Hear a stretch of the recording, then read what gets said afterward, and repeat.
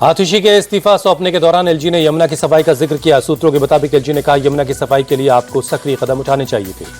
LG ने आतिशी से कहा, आपको यमुना मैया का श्राप लगा। आतिशी ने कल मुख्यमंत्री पद से दिया था इस्तीफा।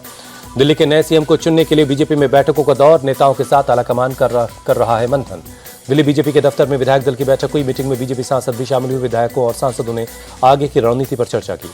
बीजेपी के राष्ट्रीय उपाध्यक्ष बैजंत जय पांडा बोले, दिल्ली 27 सालों के बाद बड़े बदलाव के लिए तैयार, विकसित दिल्ली की गारंटी को पूरा करेंगे।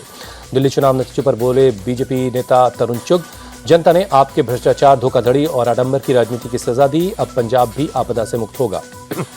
दिल्ली से बीजेपी सांसद मनोज तिवारी बोले, दिल्ली विधानसभा के पहले सत्र में सीएजी की रिपोर्ट पेश की जाएगी और भ्रष्टाचार करने वालों के खिलाफ कार्रवाई होगी। दिल्ली चुनाव नतीजों पर बीजेपी सांसद रवि किशन बोले, जनता आप सरकार से त्रस्त, लोगों ने हमें बहुत बड़ा उपहार दिया, सभी का आभार। बीजेपी सांसद रामवीर सिंह विधूड़ी बोले, किसी को जेल भेजने का काम बीजेपी नहीं करेगी, अदालतें फैसला लेती हैं, लेकिन भ्रष्टाचार के खिलाफ पीएम ने जो कहा वो होकर रहेगा। नई दिल्ली से चुनाव जीतने के बाद अपने पैतृक गांव मुंडका पहुंचे प्रवेश वर्मा, दादा भैरव मंदिर में पूजा कर आशीर्वाद दिया।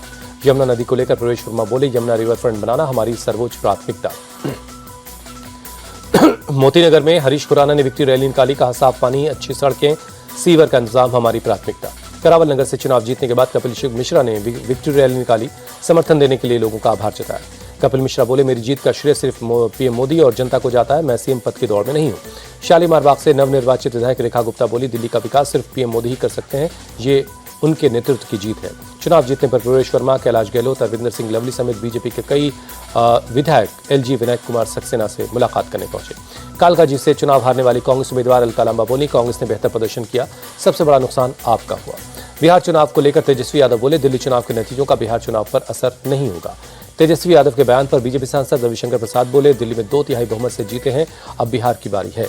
सपा चीफ अखिलेश यादव बोले, हम चाहते थे दिल्ली में आम आदमी पार्टी जीते, लेकिन हार बहुत कुछ सिखाती है, आने वाले दिनों में इंडिया अलायंस और मजबूत होगा।